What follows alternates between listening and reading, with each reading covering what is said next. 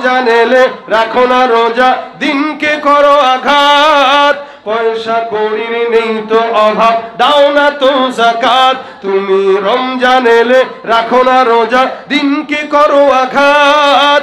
পয়সা কড়ির নেই তো অভাব, দাও না তো যাকাত। তুমি ইমানদারির বড়াই করো, নেই তোমার ইমান। তুমি ইমানদারির বড়াই করো, নেই তোমার ইমান।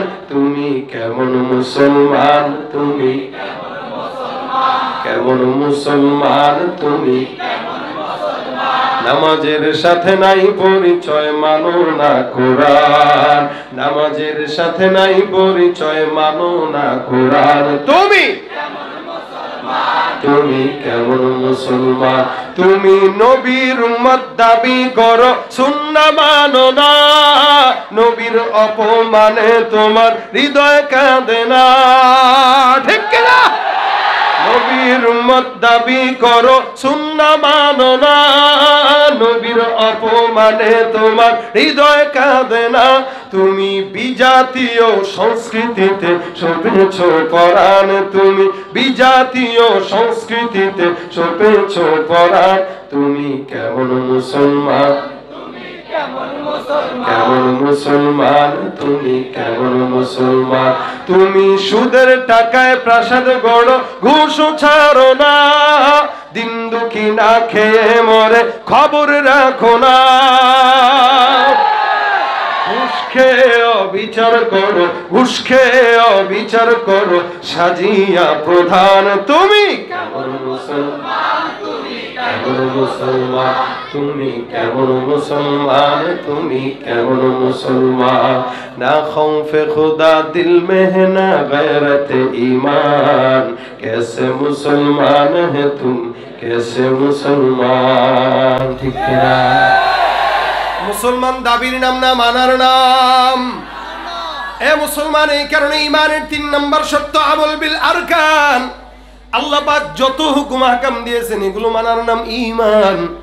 নামাজ পড়া, রোজা রাখা, হজ করা, যাকাত দেওয়া। ইসলামের খুঁটি কয়টা? নবী বলেন বুনিয়াল ইসলামু আলা খামসিন, শাহাদাতি আল্লা ইলাহা ইল্লাল্লাহ ওয়া আন্না মুহাম্মাদার রাসূলুল্লাহ। 1 নাম্বার ঈমান। এটা যার নাই ঈমানদার হতে পারে না। যদি এটা থাকে, নামাজ লাগবে, রোজা লাগবে, হজ লাগবে, যাকাত লাগবে, কি লাগবে না? এগুলো সব পুঙ্খানুপুঙ্খানু মানার নাম হলো ঈমান। আল্লাহ পাক রব্বুল আলামিন বলেন, কোন ঈমানদার বান্দা যদি পুঙ্খানুপুঙ্খানু সব মেনে নেয়, তাকেই বলা হবে মুমিন। ইন্নাল্লাযীনা আমানু ওয়া আমিলুস সলিহাত। ঈমানদার যেহেতু হয়ে গেল, এখন আর টেনশন নাই।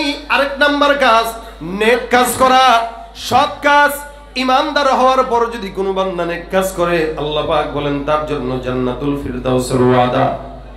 জান্নাতুল ফিরদাউস এটা ঈমানদারদের, প্রত্যেকটা ঈমানদারের মনের তামান্না। এই জন্য আল্লাহ পাক বলেন নেক কাজ করো ঈমান আনার পর। এখানে আমরা যতগুলা মুসলমান আছি বলেন তো, মাহফিলটা ভালো কাজ না খারাপ কাজ? মসজিদ করা, মাদ্রাসা করা, নেকের কাজ করা, এগুলো ভালো কাজ, নেক কাজ। সিগারেট টানা, মদ খাওয়া, ইয়াবা খাওয়া, গাঁজা খাওয়া, এগুলো নেক কাজ। এই জন্য তো এগুলার ব্যবসাও করে গোপনে, খায়ও গোপনে, ঠিক না?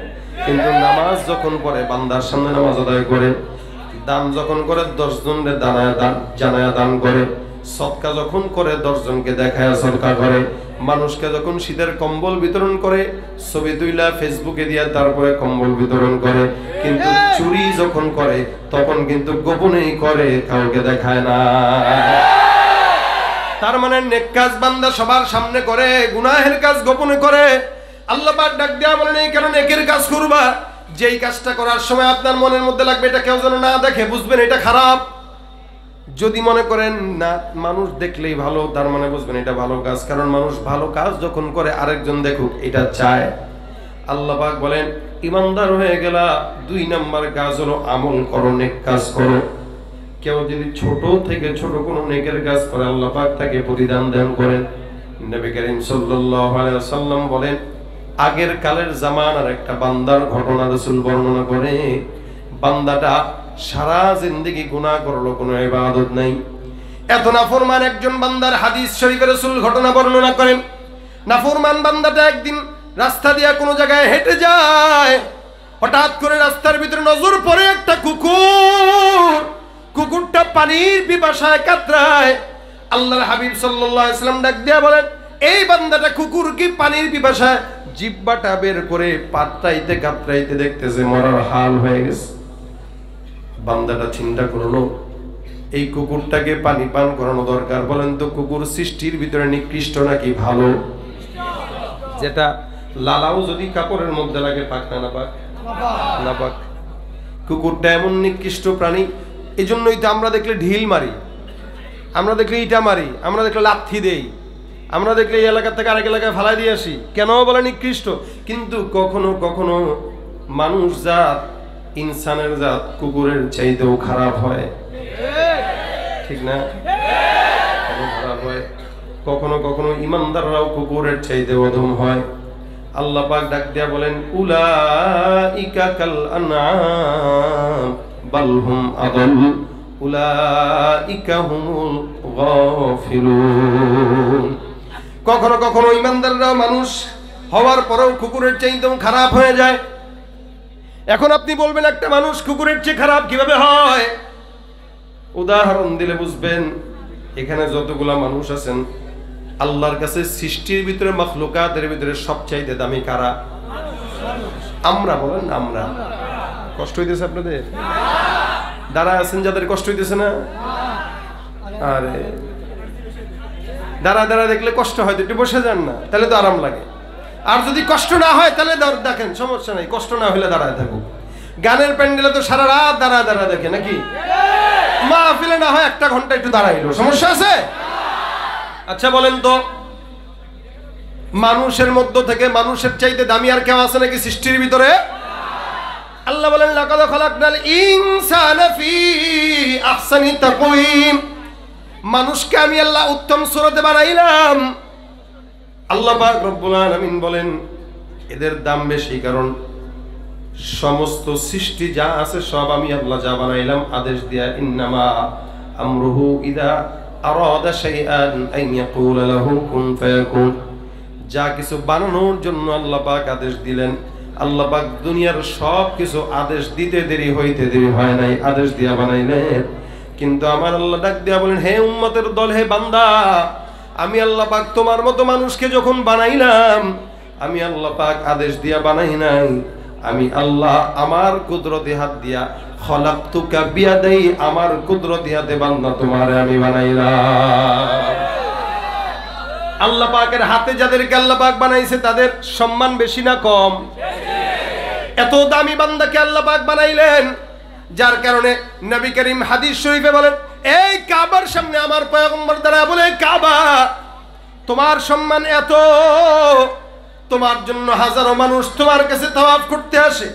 কোন ইমানদার যদি একবার হজ করে, উমরা করে, আল্লাহর ঘর তাওয়াফ করে, আল্লাহর নবী বলেন ওই বান্দাকে আল্লাহ পাক ভূমিষ্ঠ হওয়া সন্তানের মতো নিষ্পাপ বানায় দেয়, একদম নিষ্পাপ। যদি কেউ আল্লাহর ঘর বাইতুল্লাহ তাওয়াফ করে, তার মানে বাইতুল্লাহর দাম বেশি না কম? দেখেন এখন রাসূল কি বলেন, আল্লাহ রাসূল সাল্লাল্লাহু আলাইহি ওয়াসাল্লাম বলে, কাবা তোমার সম্মান অনেক, কিন্তু তুমি কি জানো জমিনের মধ্যে তোমার সম্মানের কারণে আল্লাহ পাক এই জায়গাটাকে হারাম শরীফ বানায় দিয়েছেন।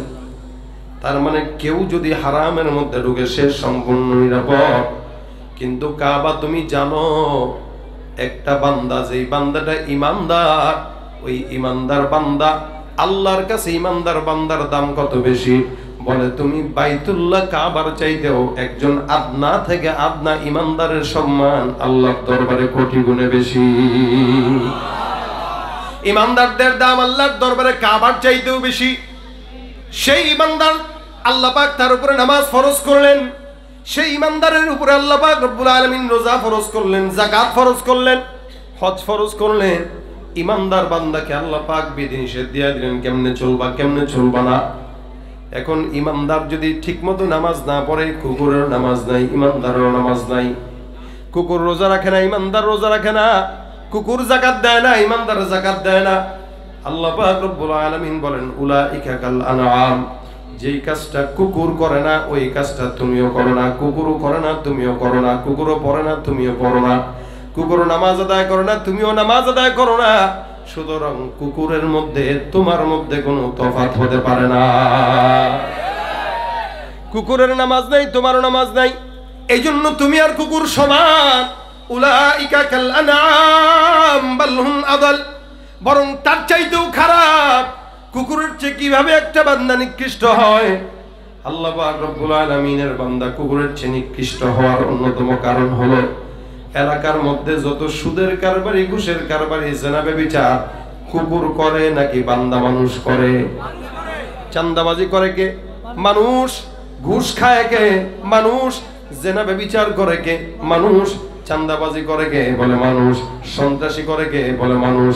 এগুলা কুকুর করে না, শুয়োর করে না, হায়ওয়ান করে না, জানোয়ার করে না। আল্লাহ বলে যে এই কাজটা কুকুর করে না, শুয়োর করে না, ওই কাজ তুমি মানুষ হয়ে করার কারণে তুমি কুকুরের চাইতেও খারাপ। চেহারাটা দেখতে ভালো, পোশাকটাও চমৎকার, অন্তরে তার কালি ভরা, কাজটা বড় কদাকার। চেহারাটা দেখতে ভালো, পোশাকটাও চমৎকার, অন্তরে তার কালি ভরা, কাজটা বড় কদাকার। এই মানুষের ভিড়ে আজ আসল মানুষ নাই রে নাই, এই মানুষের ভিড়ে আজ আসল মানুষ নাই রে নাই। মানুষ দেখতে চলো এবার জাদু ঘরে যাই সবাই, রাস্তাঘাটে যায় না চলা এই মানুষের ভিড়ে, ওই ভিড়ের মাঝেও আবার কেহ অন্যের পকেট মারে। তাকেও যদি মানুষ বলো আমার বলার কিছুই নাই, মানুষ দেখতে চলো এবার জাদু ঘরে যাই সবাই, ঠিক কিনা?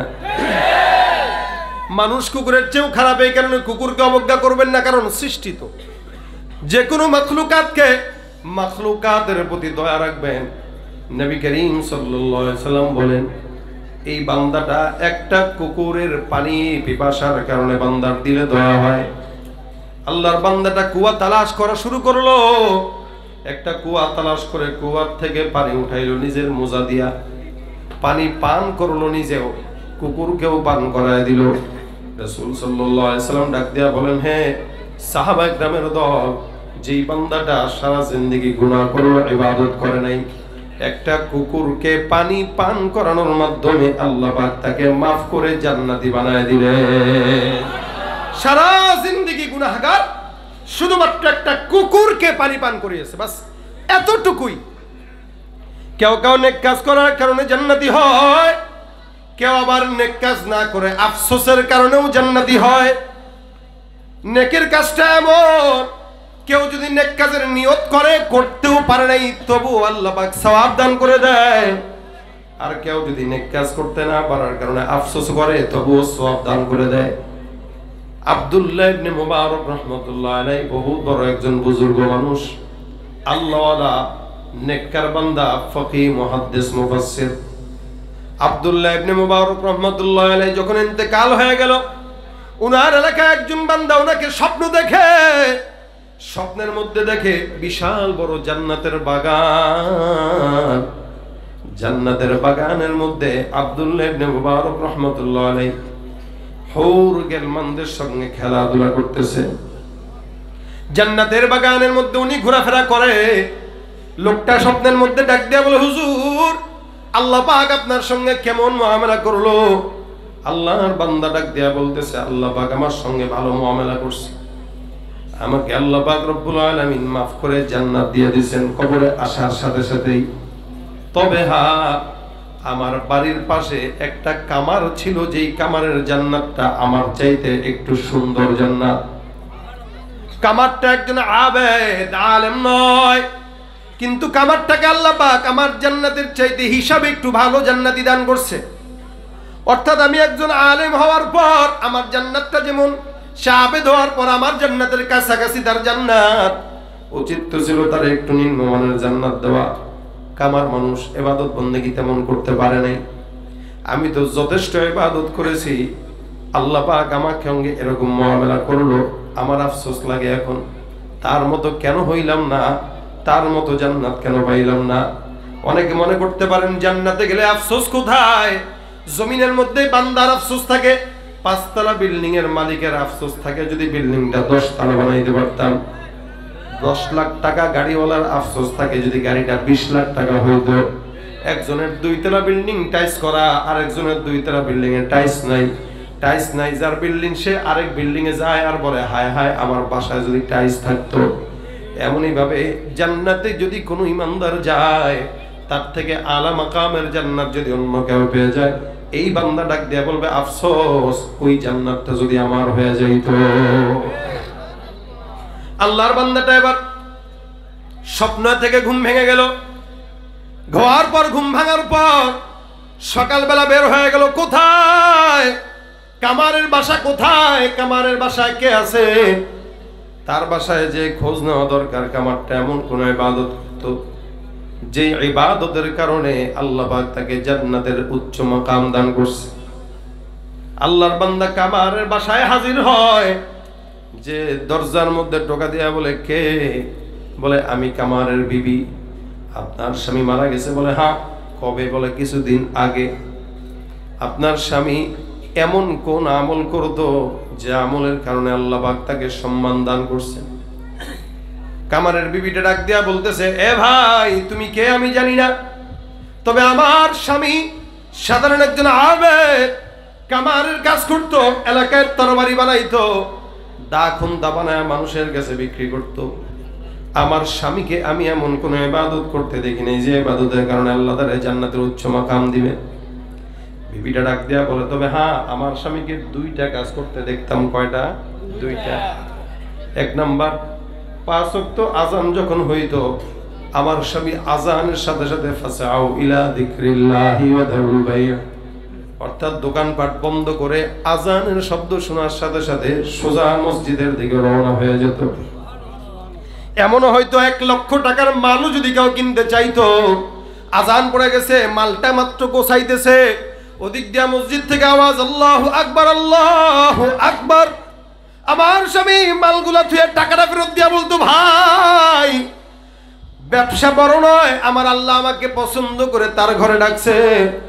আল্লাহর মতো মালিক যদি আমাকে তার ঘরের মেহমান হিসেবে ডাক দেয়, আমি আর ব্যবসা করার কোনো সুযোগ নাই।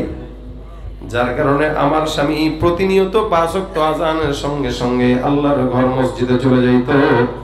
মরণ পর্যন্ত আমি আমার স্বামীকে এই আমলটা করতে দেখেছি। 2 নাম্বার, আমার ঘরের পাশে ওই যে একটা ঘর দেখা যায়, আব্দুল্লাহ ইবনে মুবারকের ঘর।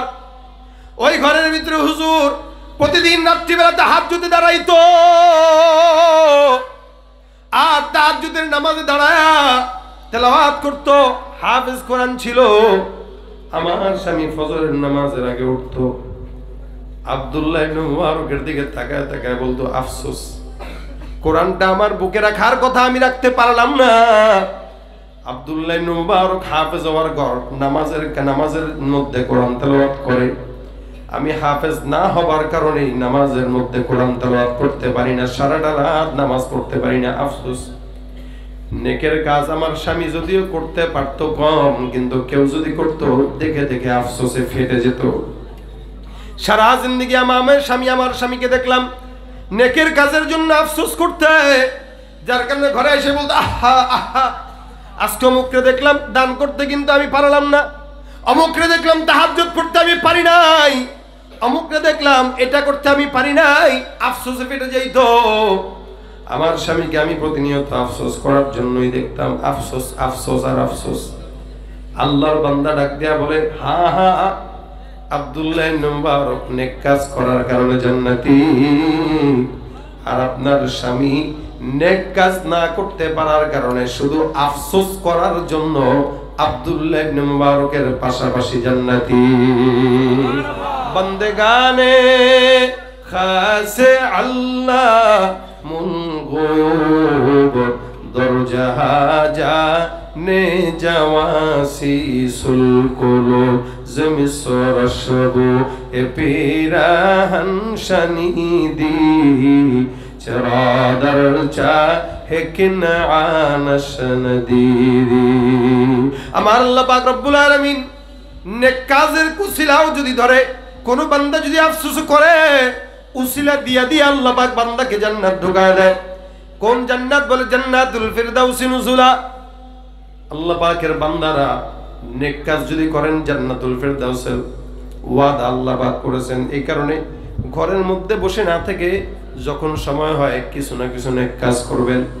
যেই নেক কাজটা করবেন প্রতিদিন 5টা নেক কাজ করবেন আর খাতার মধ্যে লিখবেন। আজকে কয়জনের সঙ্গে ভালো কথা বললাম, কয়জনকে সালাম দিলাম, কয়জনের সঙ্গে সত্য কথা বললাম, কয়জনের সঙ্গে হাসি মুখে কথা বললাম, এগুলা নেকের কাজ। টুকে রাখবেন, বিপদের মধ্যে যদি কোনো ইমানদার পড়েও যায় আর যদি নেক কাজগুলোকে সামনে নিয়ে বলে আল্লাহ এই নেক কাজগুলোর উসিলায় মালিক তুমি বিপদ দূর করে দাও, আল্লাহ পাক ওই বান্দাকে নেক কাজের উসিলায় বান্দার বিপদ থেকে হেফাজত করবে। বিশ্বাস হয়? নেক কাজের উসিলা দিয়ে চাইতে হয়। আসহাবে রকিমের 3 জন লোক নেক কাজের উসিলা দিয়ে আল্লাহর কাছে পাহাড়ের গুহার থেকে মাফ পেয়ে নিস, শুধু নেক কাজের উসিলা দিয়া। এই জন্য যখন সময় হয় নেক কাজ করবেন। যদি নেক কাজ নাও করতে পারেন আফসোস করবেন, না করতে পারলে নিয়তটা অন্তত করেন। এখানে প্রত্যেকটা যুবক যদি নিয়ত করে এখন থেকে নেক কাজ করবো ইনশাআল্লাহ, আচ্ছা নিয়ত করেন যে আজকে থেকে নামাজ 5 ওয়াক্ত পড়বো ইনশাআল্লাহ।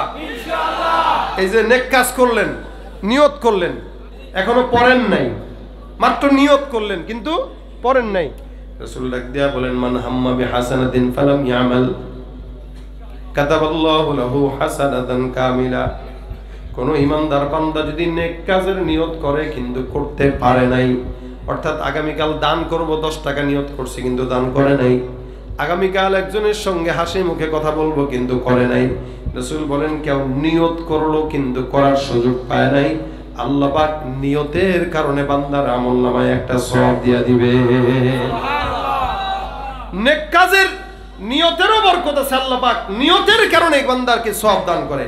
কেউ যদি আবার গুনাহের নিয়ত করে যে আগামীকাল একজনরে ধান্দাবাজি করে পকেটমারি করবো, একটা মোবাইল চুরি করবো, অথবা আগামীকাল একজনরে ওজনে কম দিয়ে একটু সুন্দর করে কামাই করব, নিয়ত যদি করে গুনাহের কিন্তু গুনাহ করার সময় গুনাহ থেকে বেঁচে থাকলো যে না না করবো না থাক, আল্লাহর নবী বলেন বান্দা যদি গুনাহের নিয়ত করার পর যদি নাও করে, এই না করার কারণে আল্লাহ পাক তাকে আরেকটা সওয়াব দিয়ে দিবেন। সুবহানাল্লাহ। আর যদি কেউ নেকের কাজ করেই ফেলে, মান জাআ বিল হাসানাতি ফালাহু আশরু আমসালিহা, আল্লাহ পাক রব্বুল আলামিন কোরআনের মধ্যে ডাক দিয়া বলেন কেউ যদি নেক কাজ করার নিয়ত করে আর যদি করে ফেলে, একটা নেকের কাজের বরকতে বান্দাকে 10টা নেক দান করা হবে। সুবহানাল্লাহ। এই জন্য আজকের মাহফিলে যদি এখানে প্রত্যেকটা যুবকরা নিয়ত করে যে আমি আমার জিন্দেগিতে নেক কাজ করব। কেমন নেক কাজ?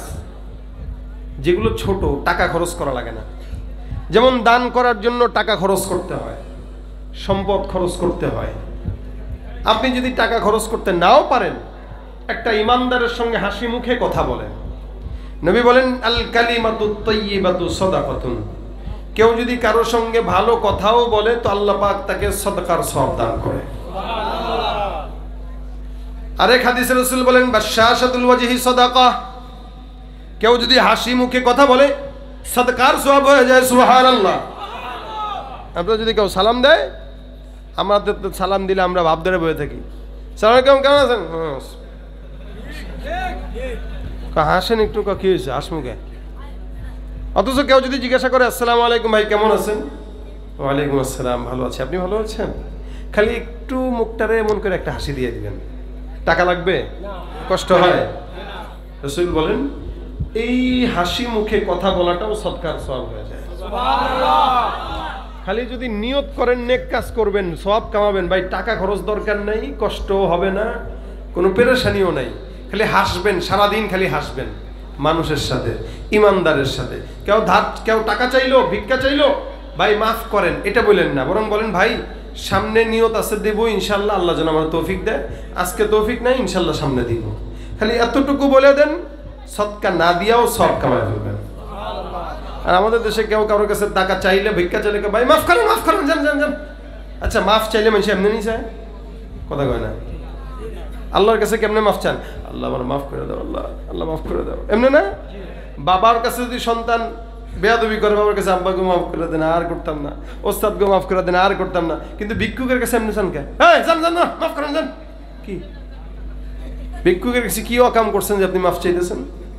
ও আম্মা সাইলা ফালা তানহার, আল্লাহ পাক নিষেধ করেছেন কোন ভিক্ষুকরে ফেরত দেওয়া, গালি দেওয়া, ধমক দেওয়া। তবে ভিক্ষুক যদি আপনার কাছে চায়, আপনি সুন্দর করে বলবেন, ভাই ইনশাল্লাহ সামনে দিব, আজকে নাই ভাই, আরেক জায়গায় দেখেন, একটু সুন্দর করে বলে দেন, সে চলে যাক। এই বলে দিছেন যে সুন্দর করে, আপনি না দিয়াও সৎকার সওয়াব পেয়ে গেছেন। ইবাদত কামানো অনেক সোজা। শুধু তাই না, ইমানের 70-এরও বেশি শাখা আছে। রাসূল সাল্লাল্লাহু আলাইহি ওয়াসাল্লাম বলেন, ইমাতাতুল আদা আনিত তরিক, রাস্তা দিয়ে হাঁটতেছেন, কলার ছলকা পড়ে আছে, যে কোনো একজন মুরব্বী গেলে এখানে পিছলা খেয়ে পড়তে পারে, আপনি এটা সরায় দেন রাস্তা থেকে। নবী বলেন এটাও ইমানের অঙ্গ, কেউ এই কাজ করলো তো আল্লাহ পাক তাকেও নেক কাজের সওয়াব দান করে দিবেন। কোন একটা মুরব্বী হেঁটে যাচ্ছে বাজারের ব্যাগ নিয়ে, ওজনওয়ালা, আপনি মুরব্বীর হাত থেকে বাজারের ব্যাগটা টেনে নেন, যে কাকা আপনার বাসায় কত দূর যাবেন? যে অমুক জায়গায়, চলেন আমি দিয়ে আসতেছি।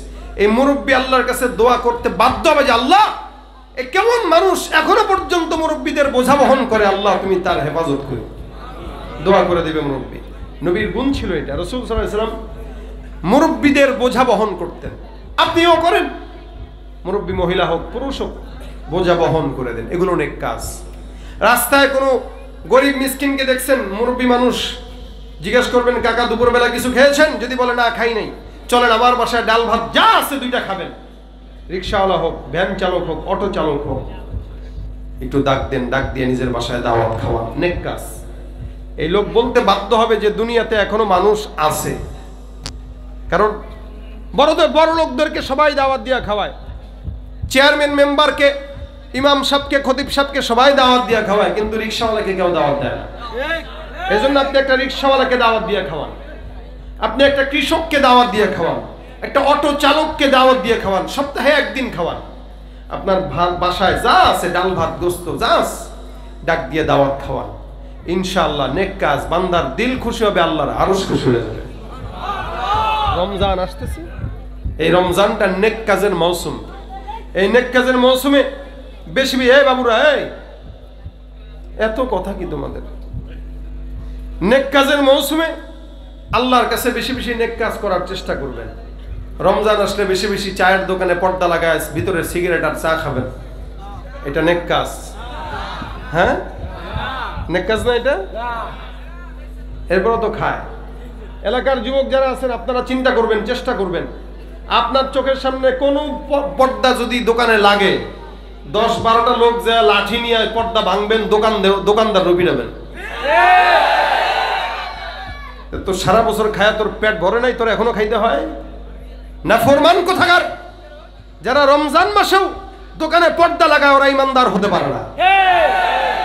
এই জন্য এলাকার যুবকেরা, এলাকাবাসীর উদ্যোগে আপনারা নিয়ত করবেন রমজানের পবিত্রতা। একসময় আমরা পোস্টার দেখতাম, জায়গায় জায়গায় লেখা থাকতো দোকানপাট বন্ধ রাখুন, পবিত্রতা বজায় রাখুন। হ্যাঁ, এখন এগুলো দেখা যায় না, এগুলো করবেন আবার। এরপরেও যদি রমজান মাসে দেখেন যে দোকানপাট খোলা আছে, পর্দা লাগানো আছে, এই দোকানওয়ালাদেরকে বুঝাবেন 1 দিন 2 দিন 3 দিন, তুই দোকানদারি কর, মাগরিব থেকে নিয়ে রাত পর্যন্ত কর, সমস্যা কি? দিনের বেলা কিসে আবার চায়ের দোকান খোলা থাকবে? এলাকার মুরব্বীদেরকে সাথে নিয়ে এই প্রত্যেকটা দোকান যেগুলো খোলা থাকবে এদেরকে বন্ধ করার চেষ্টা করবেন। যদি না শুনে তারপরে লাঠি আছে, কি ঠিক না? না শুনলে লাঠি দিয়ে সাইজ করবেন। রমজানে যারা দোকানপাট খোলা রাখে, ওদের সাইজ করার জন্য লাঠির বিকল্প কোনো কিছু নাই। ওরে ভালো কথায় কাজ হবে না, এগুলো অনেক কাজ। হাত দিয়ে বাধা দেওয়া, অন্যায় দেখলে হাত দিয়ে বাধা দেওয়া। আল্লাহ পাক এই কারণে বলেন, তা'মুরুনা বিল মা'রুফ ওয়া তানহাউনা আনিল মুনকার ওয়া তাআওয়ানু আলাল বিররি ওয়াত তাকওয়া ওয়া লা তাআওয়ানু আলাল ইসমি ওয়াল উদওয়ান। নেক কাজে সহযোগিতা করো, আর খারাপ কাজ থেকে নিজেরাও বাঁচো, অন্যকেও বাঁচাও। আজকের এই এলাকাবাসীর উদ্যোগের মাহফিলে যুবক যদি নিয়ত করে আমরা এখন থেকে নেক কাজ করব, ছোট হোক। কেমন নেক কাজ? রমজান আসতেছে, 5 কেজি চাউল, 2 কেজি ডাউল, 1 কেজি আলু, 1 কেজি পেঁয়াজ, 1 কেজি রসুন, 1 হালি ডিম, একটা প্যাকেজ করে এলাকায় যারা গরিব আছে, দুঃখী আছে, এদেরকে খুঁজে খুঁজে যদি দান করতে পারেন, এটা অন্যতম বড় একটা নেক কাজ হবে। রমজানে আপনার এই চাউলকে রোজাদাররা খাবে, আপনার এই বাজার রোজাদাররা খাবে, আপনিও রোজা রেখে সওয়াব কামাবেন, তার রোজার সওয়াবটাও আপনার আমলনামায় লেখা হবে। এই জন্য রমজানে বেশি বেশি নেক কাজগুলো করবেন। ইফতারি করাবেন মানুষকে, খেজুর দিয়ে হোক, একটা খেজুর দিয়ে হলেও কোনো মানুষকে ইফতারি করান। কেউ যদি আরেক ইমানদার রোজাদারকে ইফতারি করায় তো সেও ওই রোজাদারের সমপরিমাণ সওয়াব পেয়ে যায়। রমজানের মাসে বেশি বেশি নেক কাজ করব, তারাবির নামাজ ঠিক মতো আদায় করব। আমাদের দেশে তো যেই মসজিদে যত 5G গতি, ওই মসজিদে তত মুসল্লি বেশি। 5G গতির কোন মসজিদে তারাবি পড়বেন না, ওই সমস্ত তারাবি হয়ও না। আমাদের দেশের মুসল্লিরা যে যত স্পিডে পড়ে তার পিছনে দৌড়ায়, আর যে আসতে পড়ে কে হুজুর বালা না, এতে হারে না, এতে কিয়া হচ্ছে কোন, এতে শুরু করে তো শেষ হয় না। আর জিগা 5G গতিতে পড়ে হিগার পিছনে লোক লাইন ধরে দাঁড়ায় থাকে। আলহামদুলিল্লাহ শোনা যায়, আর শেষের আমিনটা শোনা যায় বা তালামুনটা শোনা যায়, মাঝখানে কিছু বোঝা যায় না। এই জন্য এই সমস্ত মসজিদে তারাবি পড়া থেকে বেঁচে থাকবেন। অর্থাৎ হাফেজ সাহেবরা যারা আছে এখানে তারাবি পড়াবে, এদেরকেও বলি সুন্দর করে ধীর স্থির আপনারা তারাবি পড়াবেন। তারাবির শব্দের অর্থই হলো বিশ্রাম নিয়ে নিয়ে পড়া, এটা তড়িঘড়ি করে পড়ার নাম নয়। তো রমজানের প্রত্যেকটা নেকের কাজ স্পষ্ট সুন্দর করে করে আমরা পড়বো। আল্লাহ পাক সেই তৌফিক দান করুন। মানুষকে মেহমানদারি করাবো, ইফতারি বিতরণ করব। ইফতার পার্টির নামে বেরোজদারকে দাওয়াত দিয়ে ইফতার করাবো না, রিকশাওয়ালা রোজাদারকে ইফতারি করাবো। আল্লাহ পাক আজকের এই মজমায় প্রত্যেকটা মানুষদেরকে যেন নেকের কাজ বেশি বেশি করার তৌফিক দান করেন। নেক কাজ করবেন, ইমানদার হবেন, তো জান্নাতুল ফিরদাউসের ওয়াদাটা করেছেন আল্লাহ। ছোট্ট জান্নাত যদি আল্লাহ পাক এই নিয়ামতের কারণে দেয়, যে ছোট্ট জান্নাত, রাসূল সাল্লাল্লাহু আলাইহি ওয়াসাল্লাম হাদিস শরীফে বলেন, সবচাইতে ছোট যেই জান্নাতটাও আল্লাহ পাক দিবেন, ওই জান্নাতটাও 10টা দুনিয়ার সমান জান্নাত হয়ে যাবে। সুবহানাল্লাহ। 10 দুনিয়ার সমান জান্নাত যদি পেতে চান, নেকের কাজ বেশি বেশি করেন। আল্লাহ পাক আমাদের সকলকে তৌফিক দান করুন। আমিন।